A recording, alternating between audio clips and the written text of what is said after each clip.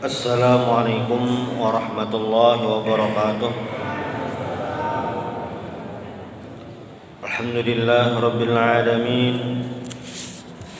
Alhamdulillah al-fattahil alim alladzi arsyada man istafahu min ibadihi lit-ta'allumi wat-ta'lim wa ja'ala al-'ilma sababan najati wal fawzi biz-zulfa 'indal malikil 'azim. Wassalatu wassalamu ala man arsalahu Allahu hadan ila siratal mustaqim wa ala alihi wa sahbihi al-faizin min suhbatihi wa ittiba'ihi bil khuludi fi daril baqa'i wan na'im. Alhamdulillah di malam hari ini kita bisa salat Isya berjamaah. Mudah-mudahan amal ibadah kita diterima oleh Allah Subhanahu wa taala. Di pertemuan sebelumnya kita sudah membahas mengenai al-hisar al-iqtisadi, embargo ekonomi. Nah, setelah membahas tentang embargo ekonomi ini, Syekh Sa'id Ramadan Al-Buti dalam kitab beliau ini Fiqhus Siyarah, beliau menjelaskan tentang bagaimana strategi yang diambil oleh Rasulullah SAW bersama para sahabat ketika menghadapi al-hisar al-iqtisadi ini. Jadi ketika terjadi al-hisar al-iqtisadi tahun kurang lebih 7 kenabian, bukan hanya berdiam diri saja itu, menahan siksaan itu tidak, tapi mencari cara agar bisa terbebas dari itu. Nah, apa yang terjadi? Rasulullah SAW melihat celah agar bisa menyelamatkan kaum muslimin di Mekah ini.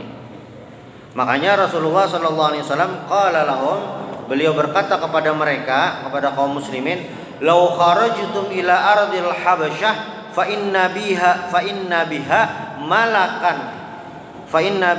malikan la yuzlamu indahu ahadun."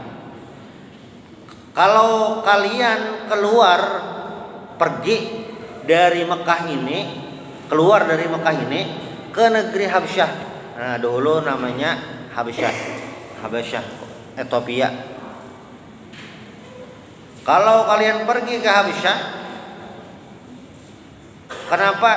Fa inna biha malikan. Di sana itu ada seorang raja yang tidak dizalimi, la yuzlamu indahu ahadun. Tidak ada dizalimi seorang pun di sana. Artinya rajanya adil, menjaga masyarakatnya, menjaga wilayahnya. Wa ya ardu sidq, itu tanah kejujuran. Hatta yaj'alallahu lakum farajan mimma antum fihi, sampai Allah memberikan kepada kalian farajan. Farajan ini solusi, jalan, mimma antum fihi, yang sedang kalian hadapi. Nah, ketika Rasulullah SAW menyadari, memahami betapa sulitnya tetap berada di kota Mekah ini karena ada embargo ekonomi, dan itu bukan hanya sekedar ekonomi saja, hal-hal yang lain juga kena, maka Rasulullah menginstruksikan kepada para sahabat untuk berhijrah ke negeri Habasyah.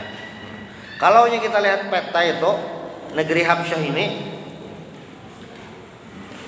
melewati Laut Merah. Kalau dari Arab Saudi menuju Ethiopia itu Laut Merah.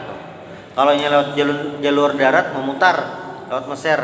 Nah, sahabat Nabi ini ke Habasyah lewat jalur Laut Merah. Dan ini merupakan awwalu hijratin fil Islam. Ini hijrah pertama yang terjadi kepada kaum muslimin dalam Islam. Hijrah kata Nabi. Nah, setelah mendapat perintah tersebut, fa kharaja 'inda zalika al-muslimun ila ardil habasyah makhafatal fitnah. Ya, makasih. Wa firaran ila Allah bidinihim. Lalu kaum muslimin pun keluaran dari kota Mekah, keluar itu menyelamatkan diri karena apa? Makhafatal fitnah, karena takut fitnah tadi. Fitnah apa? Ya fitnah al-hisar al-iqtisadi, embargo ekonomi, lalu hal-hal yang lain juga dipersulit. Itu. Fakanat awwala hijratin fil Islam, ini yang pertama kali hijrah. Nah, wa kana fi muqaddimatil muhajirin, adapun yang terdepan dalam hijrah ini dari orang-orang yang berhijrah seperti itu, ada Utsman bin Affan radhiyallahu anhu wa zaujatuhu Ruqayyah bintu Rasulillah sallallahu alaihi wasallam. Jadi yang termasuk atau orang-orang yang terkemuka lah hijrah ini Utsman bin Affan, menantu Rasulullah sallallahu alaihi wasallam, dan istrinya yaitu anak Nabi Ruqayyah hijrah ke Habasyah. Lalu Abu Hudzaifah dengan istrinya Zubair bin Awam. Zubair bin Awam ini kan yang nantinya juga menikah dengan anak Sayyidina Abu Bakar Asma. Lalu melahirkan anak Abdullah, salah satunya Abdullah. Dan Abdullah itu salah satu ulama daripada para sahabat. Kenapa jadi ulama? Karena Abdullah bin Zubair ini langsung belajar dengan acil bibi beliau, yaitu Siti Aisyah radhiyallahu anha. Lalu Mus'ab bin Umair, Abdurrahman bin Auf dan yang lainnya. Hatta ijtama fi ardil Habasyah min ashabihi bid'ah wa thamanuna rajulan. Sampai terkumpul yang hijrah ke Habasyah ini kurang lebih 80, di atas 80 lah, 80-an. Nah, yang hijrah ini 80-an laki-laki, perempuannya cuma ada beberapa. Ini kenapa dilakukan? Karena memang di kota Mekah tidak kondusif lagi untuk melaksanakan ibadah, untuk menjalani kehidupan, sehingga mereka hijrah ke Habasyah. Nah, tetapi peristiwa ini, hijrahnya kaum muslimin, perginya kaum muslimin ini apa? Falamma ra'at Quraisyun dzalika arsalat ila Najasyi Abdullah bin Abi Rabi'ah wa Amr bin al-As. Orang-orang Quraisy mengetahui pergerakan kaum muslimin hijrah ke Habasyah. Jadi kayak sorenya berangkat, kayak malam itu sampai sudah di pinggir pantai, langsung naik kapal, malamnya berangkat. Nah, kabar itu langsung didengar, langsung dikejar oleh kaum kafir Quraisy. Tetapi sampai di pinggir pantai, pinggir laut, kaum muslimin sudah pergi, sehingga mereka ketinggalan, tidak sempat untuk mencegah hijrah itu. Nah, sehingga apa? Sehingga mereka menyusul ke negeri Habasyah. Dua orang utusan, namanya Abdullah bin Abi Rabi'ah dan Amr bin As. Jadilah ngaran Abdullah. Nama Abdullah itu di saat itu pasaran. Nah, maksud pasaran ini maksudnya orang memakai walaupun belum beriman kepada Rasulullah Sallallahu Alaihi Wasallam. Namanya Abdullah, tapi masih belum beriman kepada Rasulullah Sallallahu Alaihi Wasallam. Nah, itu. Walam yakun qad aslama Amr bin As juga saat itu belum masuk Islam. Nabi hadaya mukhtalifah katsirah. Jadi dua orang utusan Quraisy ini, Abdullah bin Abi Rabi'ah dan Amr bin As ini, diutus kaum kafir Quraisy untuk menjemput mereka di sana, sekaligus juga membawakan hadiah dari orang-orang Quraisy untuk Raja Najasyi. Supaya menyenangkan Raja Najasyi lah.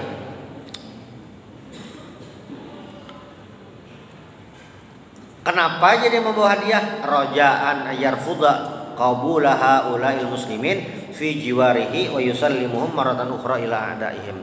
Nah, supaya hadiah ini diharapkan supaya Raja Najasyi ini menolak kedatangan kaum muslimin di Habasyah. Satu. Lalu yang kedua, mereka bisa membawa kembali orang-orang muslim ini. Kayak bahasanya itu ya, oh maaf ini teman kami ini tersesat ke sini. Nah, pokoknya mau dijemput lah. Tetapi falamma qallaman Najasyi fi dzalika, jadi ketika bertemu Raja Najasyi ini bertemu dengan utusan Quraisy tadi, wa qaddama ilaihim ma jaa bihi minal hadaya, rafadhan Najasyi ayyusallima hadan minal muslimin ilaihima. Saat dua orang utusan ini menyerahkan hadiah kepada Raja Najasyi dan meminta kaum muslimin untuk diserahkan, kata Raja Najasyi kayak tunggu dulu, Ini ada apa ini? Tidak bisa begitu. Saya ingin tahu nih permasalahannya apalah, mau tahu penjelasannya. Nah, sehingga apa? Hatta yukallimahum fi sya'ni dinihim al-jadidi hadza. Sehingga Raja Najasyi ini ingin bertanya-tanya dulu, ingin berbicara, berdialog dengan kaum muslimin. Kan secara logika aneh. Orang-orang muslim ini dari Mekah, jauh-jauh dari Mekah ke Habsyah, hijrah ke sana itu nah. Kenapa? Satu. Lalu yang kedua, dua orang ini kenapa ngotot ingin menjemput, bahkan sampai membawa hadiah? Maka mereka itu kan adalah keluarga, maksudnya satu suku, satu kabilah. Kenapa jadi sampai terjadi ini? Aneh. Makanya Raja Najasyi ingin memperjelas permasalahannya. Nah, faji'a bihim ilaihi wa rasula Quraisyin indahu. Sehingga kaum muslimin didatangkan, yang berdua tadi ada juga. Nah, ini mau dihadap-hadapkan, diperjelas apa masalahnya nih. Faqala lahum. Lalu Raja Najasyi pun bertanya kepada kaum muslimin, "Ma hadzal dinul ladzi qad faraqtum fihi qaumakum wa lam tadkhulu bihi fi dini wala fi dini ahadin minal milal." Jadi bagi Raja Najasyi, agama ini agama baru, agama hanyar. Nah, itu. Sehingga Raja Najasyi agak bingung kenapa. Makanya pertanyaan Raja Najasyi yang pertama kepada kaum muslimin, agama apa sih ini sehingga kalian berbeda dengan orang-orang di kampung kalian? Kenapa berbeda? Satu. Lalu yang kedua, dan kalian juga tidak mau masuk agamaku. Jadi agama Najasyi waktu itu masih Nasrani. Itu yang kedua. Lalu yang ketiga, dan kalian juga tidak masuk atau tidak bergabung dengan agama-agama yang lain yang sudah ada. Misalnya Majusi, nah itu, atau Yahudi. Nah, kenapa? Kata Raja Najasyi kan kenapa? Ini aneh. Agama hanyar sampai jauh-jauh pindah ke Habsyah, tapi orang-orang di kampungnya malah menjemput, ingin membawa kembali, bahkan membawa hadiah. Ini kan aneh. Nah, lalu juru bicara kaum muslimin, saudaranya Ali bin Abi Thalib, yaitu namanya Ja'far bin Abi Thalib. Kata beliau, nah ini kata-kata pamungkasnya. Ini kalau juru bicaranya salah nih, salah berbicara, gawat nih. Makanya dalam setiap kelompok rombongan itu pastikan ada pimpinan rombongan, ada juru bicaranya. Jangan bahasa Banjarnya itu satu tutulaknya aja. Akhirnya sampai ada orang salah. Nah, ini memang sudah diatur. Hijrahnya itu memang diatur orang-orangnya. Kalaunya berangkat itu kan tidak semuanya budak. Memang harus ada gitu. Nah, di sini Ja'far bin Abi Thalib memberikan keterangan yang ini merubah segalanya karena kan di tahun berikutnya, makanya setelah kejadian ini Raja Najasyinya, Raja Habsyah ini masuk Islam itu. Nah, mungkin awal rentetan peristiwa itu berawal dari sini. Ja'far bin Abu Thalib menjawab dari pertanyaan itu. Ayyuhal malik, wahai raja, kunna qauman ahla jahiliyah. Kami ini adalah kelompok ahlu jahiliyah, orang jahiliyah. Jahiliyah ini kan dimaknai itu jahil secara attitude, etika, akhlak, bukan secara pemikiran, peradaban, bukan itu, tapi dari sisi akhlak. Memang orang-orang Arab saat itu tidak termasuk dalam kelompok Imperium Persia, Romawi, tidak termasuk. Tetapi orang-orang Quraisy saat itu, terutama orang Quraisy lah, bangsa Arab secara umum, sedang berada di peradaban sastra yang luar biasa. Peradaban sastra yang luar biasa saat itu. Dan mereka juga walaupun tidak ada kerajaannya lah di saat Nabi diutus itu, mereka itu menguasai perdagangan. Orang-orang Quraisy nih perdagangan, makanya dalam surah Quraisy apa? Rihlatash syita'i was-saif. Melakukan perjalanan musim dingin asyita was-saif dan musim panas. Artinya mereka sepanjang tahun melakukan perjalanan dagang, menguasai perdagangan. Tetapi tetap dikatakan ahla jahiliyah itu dalam segi akhlak etika. Nah, kata Abu Talib, kunna qauman ahla jahiliyah. Kami ini orang-orang ahlu jahiliyah. Wa na'budul asnam, kami menyembah berhala. Wa na'kulul maitah, dan kami memakan bangkai. Wa na'til fawahish, dan kami melakukan pekerjaan-pekerjaan yang fahisyah, yang keji, yang kada baik, yang kotor. Wa naqtaul arham, dan kami memutus tali silaturahim. Memutus gara-garanya bisa macam-macam, bisa gara-gara harta atau apa macam-macam. Wa nusiul jiwar, dan kami berbuat jahat terhadap tetangga lah atau orang di samping. Kayak bebarang aja lawan orang di higa rumah. Nah itu tidak menjaga sekitar. Wa yaqulul qawiyyu minna ad-dha'ifa, dan orang yang kuat memakan yang lemah, maksudnya hukum rimba. Hukum berlaku hukum rimba, wahai raja. Kami seperti itu, kata Ja'far kan, kami jahiliyah, kami melakukan kejahatan, kami memutus tali silaturahim, kami memakan bangkai, kami melakukan kejahatan dengan orang sekitar. Itu yang kami lakukan dulunya sampai faqunna ala dzalika hatta ba'atsallahu ilaina rasulan, sampai Allah mengutus kepada kami seorang utusan Allah Subhanahu wa taala yang sudah kami kenal keturunannya siapa, kejujurannya bagaimana, amanahnya bagaimana, afaf itu menjaga kemaluan, menjaga hibah itu bagaimana, kami tahu. Sampai Allah mengutus seseorang yang kami tahu bobot bibit bebetnya itu kami tahu. Nah, dan orang tersebut mengajak kami apa? Fada'ana ilallah linuwahhidahu wa na'budahu. Sampai orang tersebut mengajak kami untuk menyembah Allah, mengesahkan Allah Subhanahu wa taala. Dan kami disuruh juga untuk melepaskan ajaran-ajaran nenek moyang itu. Wa amarna bisidqil hadis, dan menyuruh kami untuk, kan pertama menyuruh kami untuk beribadah mengesahkan Allah Subhanahu wa taala.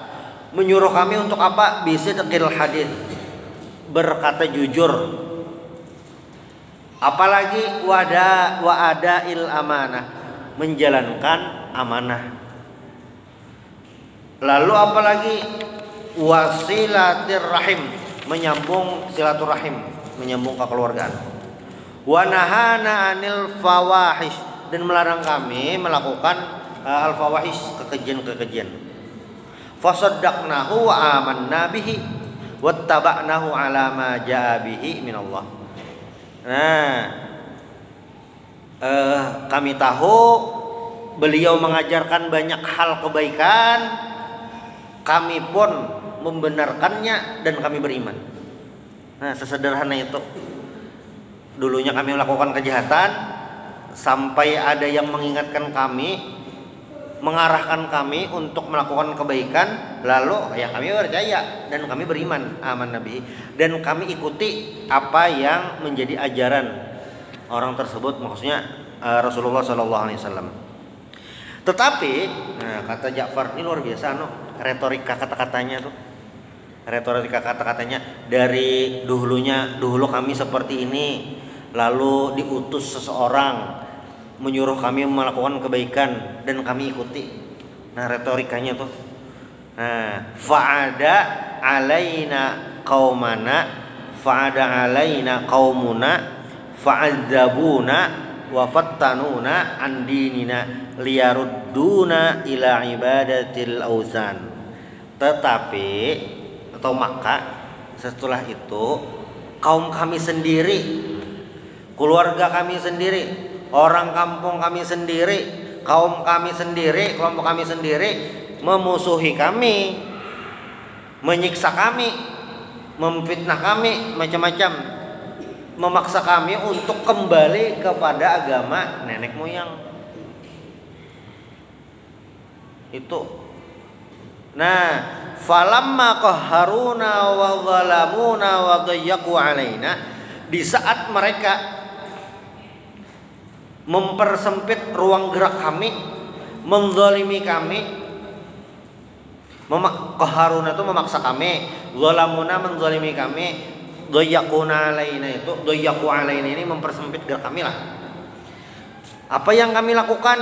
Kharajna ila biladika wakhtarnaka ala man siwaka wa raghibna fi jiwarika wa rajawna alla nuzlama indak. Kami pun keluar dari kota Mekah saat kami dipaksa, ditekan macam-macam. Kami keluar kota Mekah dan menuju kepada negeri engkau wahai Raja Najasyi. Wakhtarnaka, dan kami memilih engkau. Kenapa kami memilih engkau daripada yang lain? Kami memilih engkau daripada kerajaan-kerajaan yang lain karena kami senang dengan hidup bersama Anda, hidup di bawah pemerintahan Anda, dan kami berharap tidak ada seorang pun yang mendapat kezaliman di sini. Bahasa Banjarnya di ujungnya hanya diambung, jadi pujiannya di ujung, menjelaskan sebab musababnya, lalu kenapa jadi melarikan diri, dan closingnya itu adalah memuji, dan memang kenyataannya seperti itu, memuji Raja Najasyi. Disinilah kami mendapatkan kedamaian. Nah, tentu sebagai manusia, apalagi sebagai Raja Najasyi ini terkesima dengan kata-kata ini, merasa beliau ini memang diharapkan, digadang-gadang bisa menjamin keamanan, digadang-gadang bisa menjamin keselamatan mereka. Lalu Raja Najasyi meminta sebuah permintaan sederhana. Fasalahu an-Najasyi ayatlu alaihi syai'an mimma ja'a bihi ar-rasulu sallallahu alaihi wasallam min indillah. Raja Najasyi pun minta adalah argumentasi atau ayatnya, dalilnya tentang apa yang kau sampaikan tadi. Nah, lalu apa? Faqara alaihi Ja'far sadran min surati Maryam. Lalu Sayyidina Ja'far pun membacakan kepada Raja Najasyi awal surah Maryam. Kan surah Al-Kahfi hanya surah Maryam. Nah, dibacakan Ja'far. Setelah dibacakan awal surah Maryam tadi, apa yang terjadi? Ini kemungkinan ada dua. Satu, Raja Najasyinya paham bahasa Arab. Yang kedua, ada mutarjimnya. Ada bahasa Arab atau ada mutarjimnya. Setelah dibacakan ayat tadi apa? Amun di film bahasa Arab, Bang. Di film bahasa Arab. Karena kan filmnya orang Arab. Jika filmnya dulu di Indonesia, bahasa Indonesia Raja Najasyinya. Itu kayak film Eropa, artisnya orang Indonesia, ya pasti filmnya bahasa Indonesia lah. Walaupun syutingnya di Eropa kah, di Antartika kah kayak itu, tetapi bahasa Indonesia artisnya kan, sama kayak film. Jadi ada dua kemungkinan, entah paham bahasa Arab atau ada penterjemahnya. Setelah dibacakan surah Maryam tadi apa? Fabakan Najasyi hatta ikhdallat lihyatuhu. Raja Najasyi pun menangis sampai ke janggut beliau nih air matanya. Tsumma qala lahum, kemudian Raja Najasyi berkata kepada Ja'far dan kaum muslimin yang lain. Imba dibacakan ayat nih lah. Kita mau membayangkan lah, baru sekali dibacakan ayat, terharu, terkesannya itu. Bisa itu yang terjadi hari ini di Qatar, yang orang sama sekali belum pernah mendengarkan Al-Quran, dibacakan Al-Quran, dijelaskan maknanya, terharu itu. Sama bisa kayak terjadi dengan Najasyi. Ketika dibacakan surah Maryam, menangis tuh, karena ini kata-katanya luar biasa. Tsumma qala lahum, kemudian Raja Najasyi berkata kepada mereka kaum muslimin, inna hadza, Al-Quran ini nah maksudnya, walladzi jaa bihi Isa dan apa yang dibawa Nabi Isa, karena Raja Najasyi ini memang seorang Nasrani taat. Nah itu inna hadza, kandungan dalam Al-Quran ini dan apa yang dibawa Nabi Isa alaihissalam, la yakhruju min mishkatin wahidah, sungguh keluar dari miskat itu kayak lampu. Nah, kalau disederhanakan, sungguh keluar Al-Quran ini dan apa yang dibawa Nabi Isa, Injil maksudnya, Injil waktu itu kan. Apa yang dibawa ini keluar dari sumber yang sama. Sumbernya sama. Summa tafata ila rasulai Quraisyin qailan. Nah, setelah mendengar ayat tadi selesai, lalu beliau menghadap kepada dua utusan Quraisy tadi, Abdullah bin Abi Rabi'ah dan Amr bin As. Intaliqa, pergilah, kalian berdua pergilah. Fala wallahi la usallimuhum ilaikuma, aku tidak akan menyerahkan mereka kepada kalian. Belikan dah, aduh usah sini lagi, aduh sunjuk hadiah belikan juga. Padahal nih hadiahnya banyak hadiahnya. Kembalikan aja ajar, publik. Ujar Raja Najasyi, kalian bawa pulang saja, tidak perlu. Ini karena memang terkesan. Ini memang sudah siapkan strateginya. Ini sudah siap. Nah, summa innahuma ada faqala lin Najasyi. Tapi yang berdua inilah Abdullah bin Abi Rabi'ah dan Amr bin As ini bukan orang sembarangan sebenarnya. Memang jago lobby, jago negosiasi. Memang juru runding yang luar biasa yang berdua dikirim ini. Tidak mungkin mengutus dua orang jauh-jauh, diongkosi, sudah ada ongkos jalannya, ongkos transportnya, makan macam-macam, supaya mengirim yang sembarangan orang. Gagal anak. Bukan, ini memang sudah dipilih dah. Sehingga ketika disuruh pergi, mereka tetap kembali itu, menawar-nawar Raja Najasyi.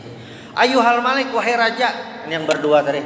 Wahai raja, innahum yaquluna fi Isa bin Maryam qawlan 'aziman fa arsil ilaihim fasalhum amma yaqulun fa arsala ilaihim. Nah, kata mereka, coba engkau dengarkan wahai Raja Najasyi apa yang mereka katakan mengenai Isa bin Maryam.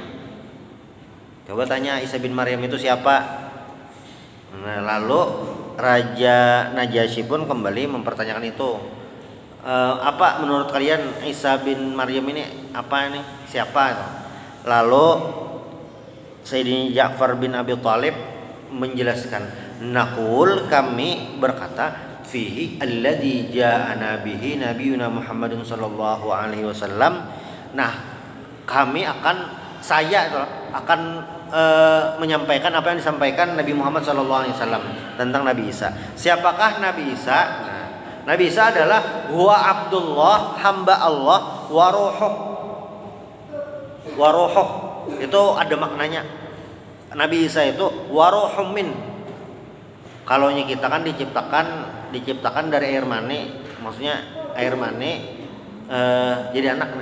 Nah, Nabi Isa itu bukan proses percampuran antara air mani laki-laki dengan perempuan, bukan, langsung Allah menciptakan. Makanya bahasanya waruhum min. Berarti Nabi Isa ini bagian dari Allah lah, jelas kada. Nabi Isa makhluk juga sama. Wa kalimatuhu alqaha ila Maryam al-azra al-batul. Nah, Nabi Isa ini dilahirkan dari ibunda beliau seorang yang suci, perawan suci.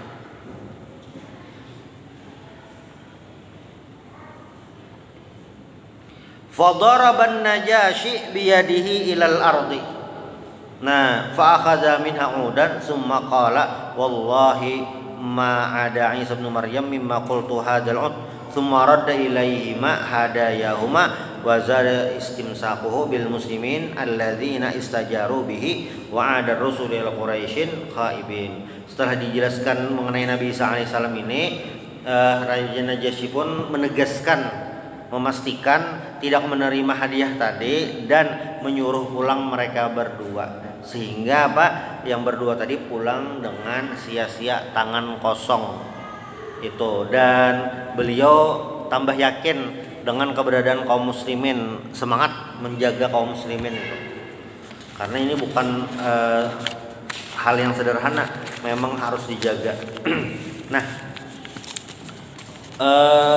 setidaknya ada beberapa hal penting yang bisa ditangkap dari peristiwa ini. Yang pertama nih, inna dina wal istimsaka bihi wa iqamata da'imihi asasun wa masdarun likulli quwwatin. Jadi berpegang dengan agama itu, berpegang dengan agama, mempertahankan agama itu, menegakkan agama itu adalah asas kekuatan dan sumber setiap kekuatan. Asas, dasar dan sumber dari setiap kekuatan. Kalau nya dipikir-pikir pakai logika sederhana, kita itu sulit untuk menghadapi para penjajah Belanda misalnya. Tetapi karena keimanan yang kuat sehingga berani untuk melawan mereka. Makanya istilahnya bambu runcing. Bambu runcing melawan senapan itu kan jauh, kualitasnya jauh, tapi bisa mengalahkan. Nah ini faktornya agama. Jadi kalau kita baca sejarah buku PPKN, buku PPS mana aja kan, ada bagian yang hilang. Bagian hilangnya di mana? Jadi kan tahun 45 juga itu kan agresi militer Belanda, dari 45 sampai tahun 89 lah itu agresi militer Belanda 1-2. Nah, saat itu kan TNI baru dibentuk, jenderalnya Jenderal Sudirman. Pertanyaannya adalah siapakah tentara Indonesia waktu itu? Tentaranya harus banyak orangnya, kan harus merekrut banyak. Nah, yang banyak tidak ditulis sejarah umum itu, bukunya ada sebujurnya, ada Zainul Milal yang menulis, ada buku khusus tentang perjuangan para santri. Memang ada bukti-bukti konkretnya. Jadi yang membanyakkan pasukan itu adalah santri di pesantren, turunan, dasar turunan. Kiai-kiainya di KW, nih kita mau perang melawan penjajah, ya siap turunan. Turun, pesantren-pesantren itu kosong. Tapi kawa belajar, proses belajar, turunan nih, memang turunan nih untuk berjuang pas perang gerilya tuh. Pasukannya itu. Nah, Jenderal Sudirman itu memang guru ngaji, memang guru mengaji itu. Jadi sebelum jadi jenderal itu memang guru mengaji. Yang turunan banyak santri. Jadi ada salah satu cerita, ini cerita penulis novel Kang Abik. Kang Abik itu kan Habibur Rahman Al-Syirazi. Waktu sidin jalan-jalan di daerah nggak ada Jawa Timur, Jawa Tengah. Kalau ada kawannya bisa kayak gitu. Nah kayaknya tuh berkisah waktu malam, kan perang tuh malam istirahat dulu, lampu belum ada, jadi malam istirahat. Jadi malam itu pengajian, siang perang, malamnya kan istirahat. Istirahat itu bukan sekedar istirahat, ada pengajian, membaca kitabnya kitab Jalalain. Kitab Jalalain itu dikarang oleh Imam Jalaluddin As-Suyuti dan Imam Jalaluddin Al-Mahalli. Itu salah satu kitab tafsir andalan di pesantren-pesantren. Jadi malam itu karena memang ini santri, pasukannya santri berdatar, ya malam pengajian. Memang seperti itu. Nah, itu apa yang membuat kuat? Karena agama. Termasuk di Kalsel itu juga. Hasan Basri itu yang di Lianganggang, Paldo 1. Beliau itu santri, alumni Gontor. Itu yang memperkuat. Itu yang pertama. Kaum muslimin bisa bertahan, bisa kuat waktu hijrah, lalu melobi tadi sampai kuat. Itu apa? Karena kekuatan agama. Itu yang pertama. Nah, lalu yang kedua itu adalah dari kisah ini poinnya, hubungan erat antara ajaran Nabi Isa alaihissalam dan ajaran Nabi Muhammad sallallahu alaihi wasallam. Karena kata Nabi Muhammad, misalnya nabi-nabi ini adalah batu bata. Kata Nabi, akulah batu bata yang terakhir. Akulah melengkapi bangunan tersebut, batu bata yang terakhir. Jadi ajaran Islam itu ada sejak zaman Nabi Adam. Nabi Adam terus disambung sampai Nabi Muhammad yang menyempurnakan. Maka tidak aneh ajaran yang dibawa Nabi Isa alaihissalam sama dengan dibawa Nabi Muhammad, dan Nabi Isa pun sudah memberitahu akan ada Nabi yang terakhir, ismuhu Ahmad, itu sudah diberitahu. Nah jadi satu, makanya Raja Najasyi ini tidak bingung, tidak aneh. Oh ini benar nih, karena memang sudah diberitahu, ya sumbernya sama itu. Dan yang terakhir poin hijrah ini. Nah, annahu yajuzu lil muslimin ayadkhulu fi himayati ghairil muslimin idza da'atil hajatu ila dzalika. Nah, kaum muslimin itu boleh untuk pindah ke tempat lain untuk menjaga diri mereka, mencari keselamatan. Kepada siapa? Kepada yang bukan orang Islam, kalau memerlukan itu. Kasus sederhananya apa? Bebuhan Timur Tengah itu, apalagi daerah negaranya yang konflik, banyak bukahan ke Eropa. Hukumnya kayak apa? Itu boleh aja apabila memang perlu. Misalnya kayak kasus di Syria tuh waktu yang semalam musim semi Arab tuh kacau bener tuh di situ. ISIS betuyok situ, teror macam. Jadi misalnya ini Nana, saking parahnya kita di Syria itu, misalnya sampai itu situ, anak memerangi orang kafir sampai ke situ. Amerika ada bujur, tapi kelompok lain yang sama Islam ada juga. Jadi misalnya, melawan Amerika, bulik dari melawan Amerika, di situ sebelah sana tetamu sama kaum muslimin beda kelompok, perang lagi. Saking sulitnya tuh. Jadi musuh ini siapa? Kada tahu. Kalau Palestina jelas Israel, nah itu jelas benderanya beda. Di Syria fitnahnya luar biasa. Ini kada tahu nih kelompok mana nih? Kada tahu. Nah, maka banyak yang hijrah ke Eropa.